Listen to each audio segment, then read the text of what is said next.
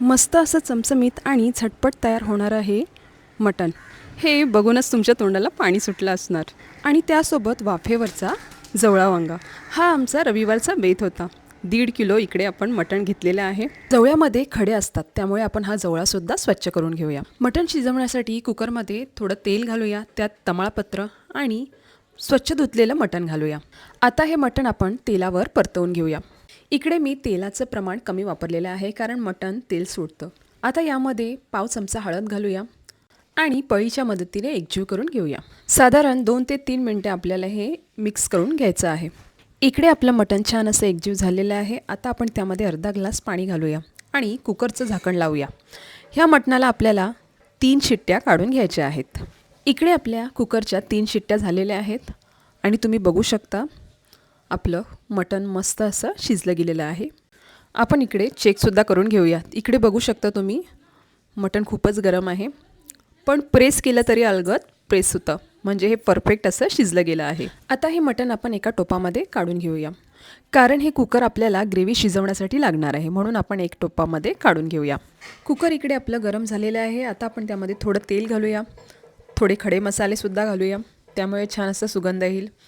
आणि इकडे मी 3 मध्यम आकाराचे कांदे घेतलेले आहेत, ते सुद्धा आपण इकडे परतवून घेऊया. आपल्याला इकडे हा कांदा करपवून नाही घ्यायचा आहे. नरम झाला की त्यामध्ये ठेचलेलं आलं आणि लसूण घालूया. कधी पण तुम्ही मटण किंवा चिकन शिजवत असाल तर पॅकेटचं आलं आणि लसूणची पेस्ट घालूच नका. असं इन्स्टंट ठेचलेलं आलं लसूण घाला. आता यामध्ये पाव चमचा हळद आणि 5 चमचे घरगुती आमचा मसाला घालूया. तुम्ही तुमचा मसाला देखील वापरू शकता. आता आपण हे सर्व मसाले परतवून घेऊया.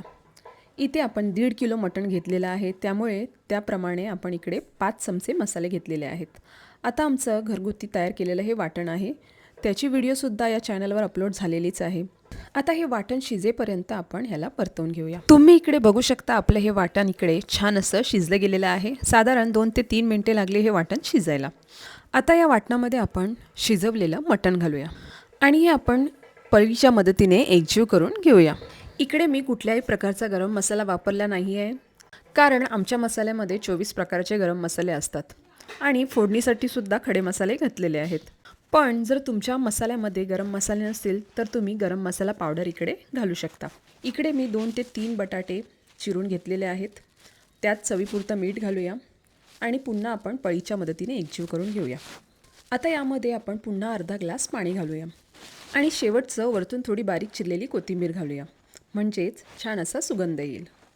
सर्व साहित्य आपले ह्या मटणामध्ये घालून झालेले आहेत. आता आपण कुकरचं झाकण लावूया आणि ह्याच्या 2 शिट्ट्या काढून घेऊया. कुकरच्या शिट्ट्या होईपर्यंत आपण जवळासुद्धा करून घेऊया. त्यासाठी 2 चमचे तेल घालूया. नंतर त्यामध्ये लांब चिरलेला कांदा घालूया आणि 1 हिरवी मिरचीसुद्धा. कांदा नरम पडला की त्यामध्ये कढीपत्त्याची पानं घालूया. इकडे आपल्याला कांदा फक्त 50% शिजवायचा आहे, कारण आपण वाफेवरचा जवळा बनवणार आहोत. आता यात पाव चमचा हळद आणि 2 चमचे आमचा घरगुती मसाला घालूया. आता हे मसाले आपण परतवून घेऊया. इकडे मसालेसुद्धा छान असे परतले गेलेले आहेत. आता आपण त्यामध्ये गरम पाण्यामधून स्वच्छ धुतलेला जवळा आणि वांगी घालूया. आता या मसाल्यांमध्ये हे जवळा वांगी छान असं परतवून घेऊया. इकडे आपण जवळा वांगा शिजवताना पाण्याचा एकसुद्धा थेंब वापरणार नाही आहोत. हा वाफेवर शिजणार आहे, त्यामुळे इकडे आपण कांदासुद्धा 50% शिजवलेला आहे, कारण हा जवळा आणि वांगी शिजताना कांदा देखील आपोआप शिजला जातो. आपल्याला इकडे लगेचच मीठ घालायचं आहे, कारण मीठ हा पाणी सोडतं, त्यामुळे हा जवळा खाली लागणार नाही. आता यामध्ये 1 चिरलेला टोमॅटो घालूया, म्हणजे पाणीसुद्धा सुटायला सोपं जाईल. आता पुन्हा एकदा आपण हे एकजीव करून घेऊया आणि झाकण देऊन 10 मिनिटे वाफेवर शिजवून घेऊया.